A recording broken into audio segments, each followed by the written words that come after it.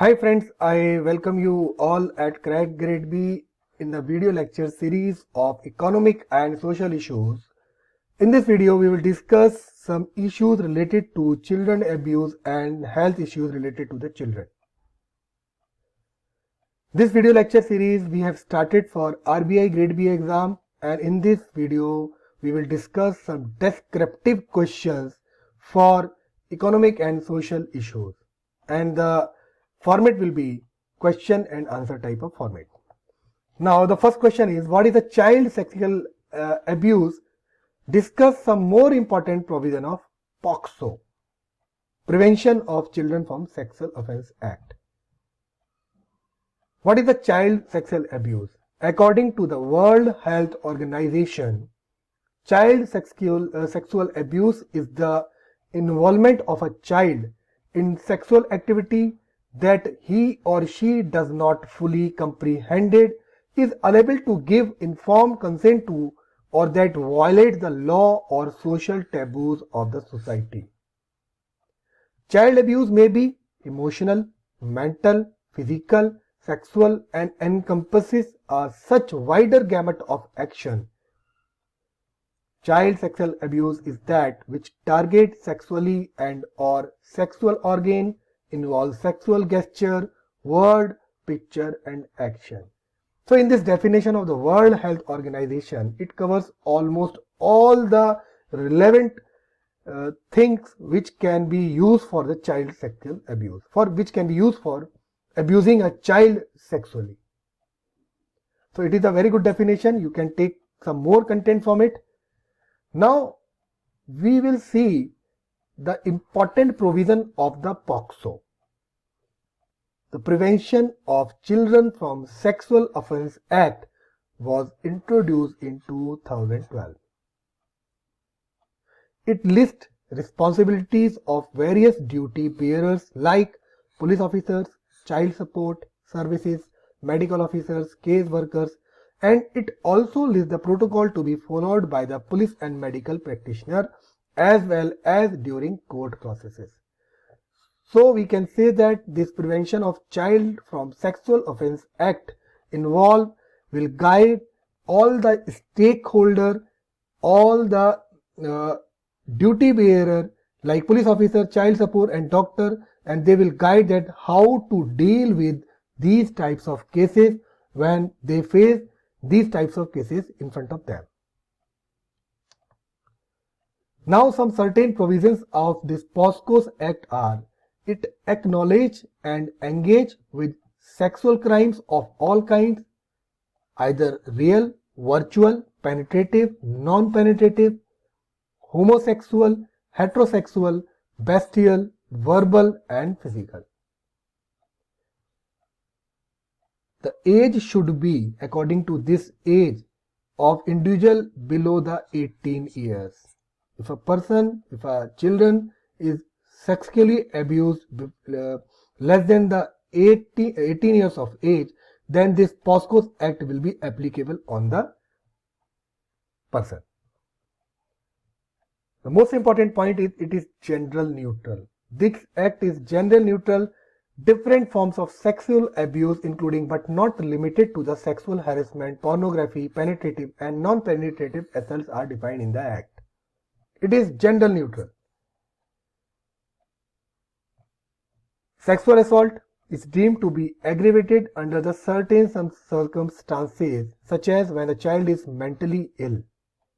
If a children is mentally ill and it will be abuse is committed by the person in a position of trust, such as a doctor, teacher, policeman and family member. For example, if a children is going to a school and he or she is abused by his teacher, then this according to the certain provisions given in this act, is POSCO Act, the teacher will be treated accordingly, according to the provision of this POSCO Act. In case of consistency with the provision of any other law, POSCO Act will prevail and override such provisions. So it is a very strong act because we have made this act for the children. The acts call for mandatory reporting of sexual offence.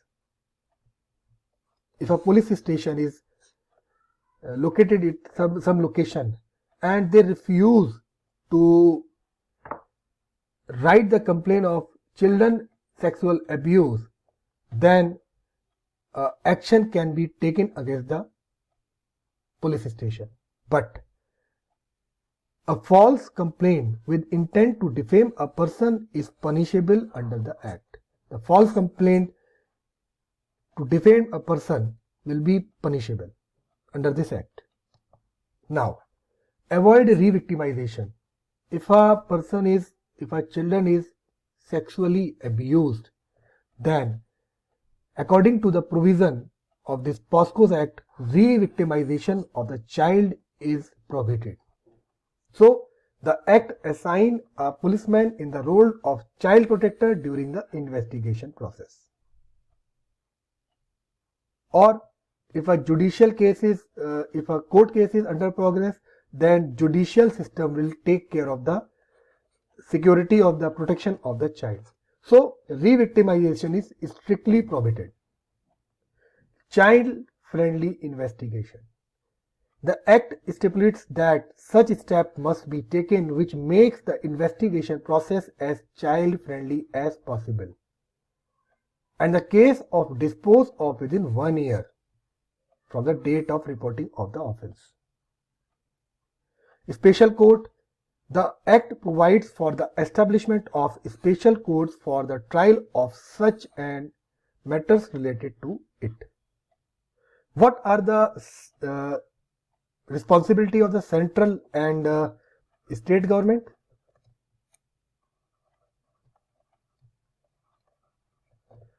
The power to make rules lie with the central government, and to monitor the implementation of the Act with the help of the National Commission for the Protection of the Child Right (NCPCR), State Commission for the Protection of the Child Right (SCPCR) have been made the designated authority, both being a statutory bodies.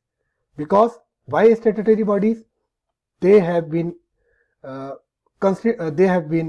placed in the position with the help of this POSCO's Act. They are not defined in the Constitution. So these are the statutory bodies. So this was all the points and the provisions which we can write in our answer while giving the provisions related to the POSCO's Act 2012. Now these three are the issues related to the health with the children. You have to write a short note on the following. The first one is child mortality rate, child wastings, child stuntings. While you start writing notes on these child mortality rate, child wasting rates and child stunting rates, you will follow the sequence. First, you will define what is child mortality, child wasting and child stunting. Then you will take some data from the relevant report.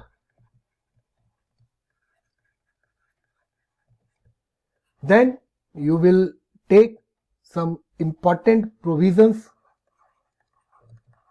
taken by the government.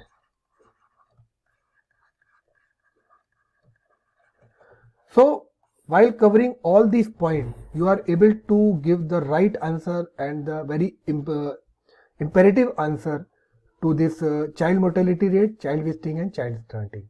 So first you will define, then you give some relevant data from the relevant report, and in last you will take some important provision taken by the government. So first, in case of child stunting, we will define what is the child stunting.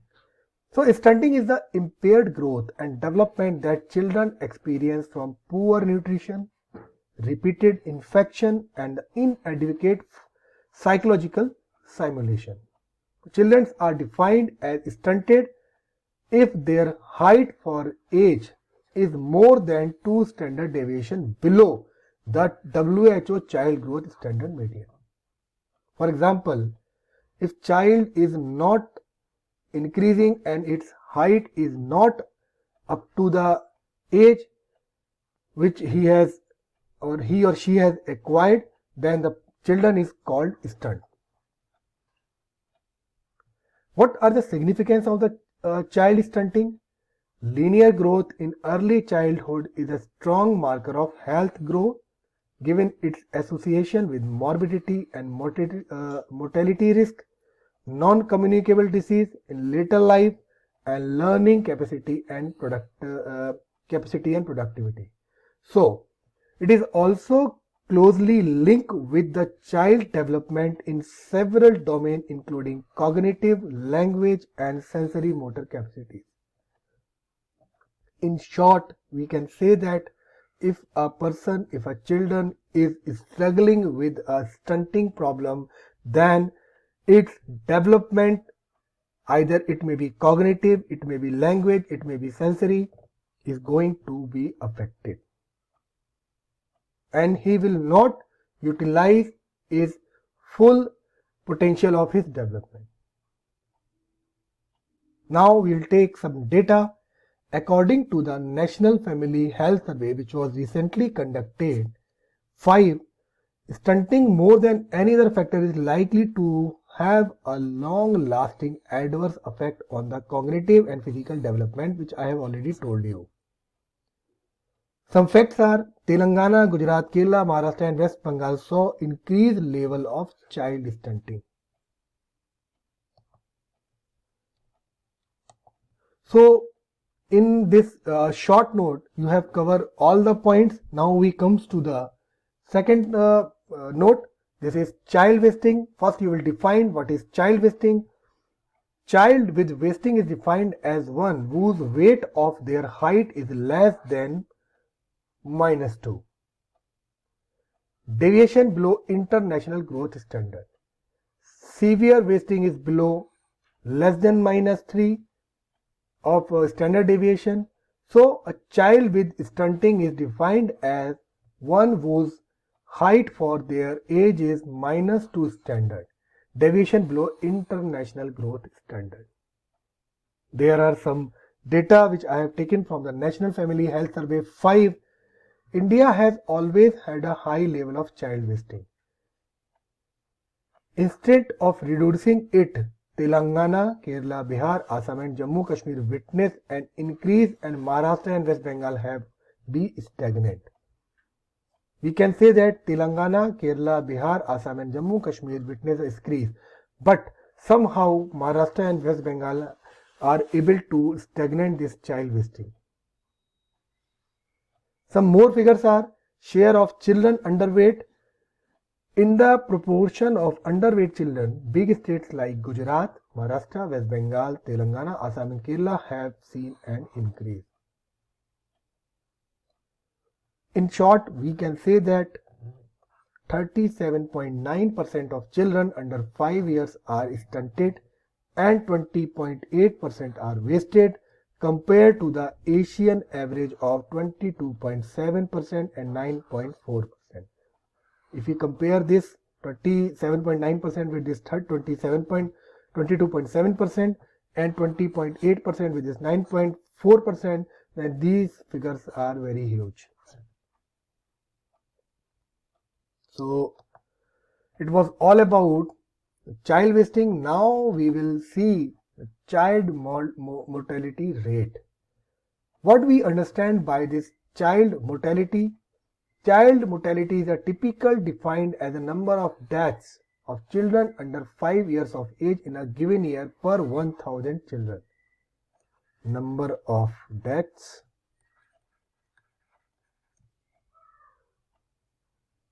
under 5 years per 1000 is defined as a child mortality. There are various reasons. Diarrhea is a very big reason behind this child mortality. Vaccination is also the reason behind this child mortality. In case of National Family Health Survey 5 and child mortality, there is no any development, progress or mortality reduction between National Family Health Survey 3 and National Family Health Survey 4. But in National Family Health Survey 5 and 4, or about 5 years apart, still there is very little progress in many states. Just like in Maharashtra, the under 5 mortality rate basically the same as it was in National Family Health Survey 4, and in Bihar it reduced just by 3% in last 5 years. Nowadays, we can say that over 60% of child mortality is explained by child malnutrition, which is a central problem need to be addressed. So it was all about the child mortality rate, and we have taken some data from National Family Health Survey. Friends, I would like to tell you that you need not to memorize these data one by one. You can take some facts.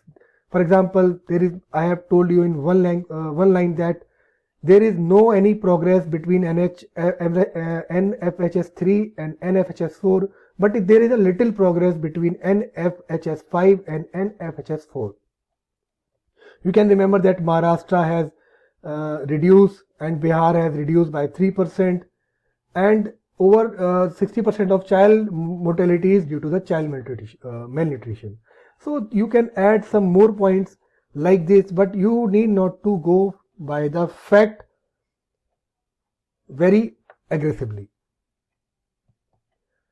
Now, what UNICEF says about this child mortality rate in India? The majority of child mortality cases in India are attributable to deaths during the neonatal period 0 to 1. The major cause of neonatal mortality are the preterm birth, intrapartum related events, and neonatal infections. In the post-neonatal period, the major direct cause of death are diarrhea and pneumonia, which I have already told you, and malnutrition also. So up to 0 to 1, intrapartum related events and neonatal infection, and in the post-neonatal period, the direct cause of death are diarrhea and the pneumonia. India's neonatal mortality rate is 23 per 1000 lives. We have to reduce this figure. Now, what this sample registration system 2017 says about the child mortality rate? The state with highest burden of neonatal mortality rates are Madhya Pradesh, Odisha and Uttar Pradesh, and their respective figures are 32, 33 and 34. Jharkhand, Bihar and Uttarakhand showed the largest gender gap in under 5 mortality.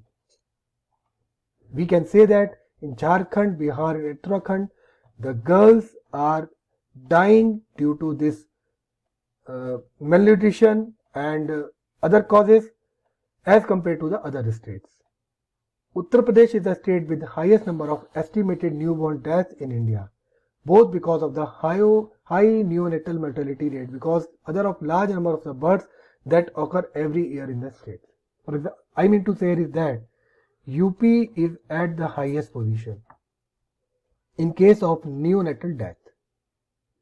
So these are some figures which I have taken while writing the answer of this child mortality rate. I have defined a definition, I have given some facts, figures from National Family Health Survey 5, UNICEF and sample registration system. So you can take some points while writing a note on these following topics. So friends, this was all from my side. I will come up with a new video on related issues.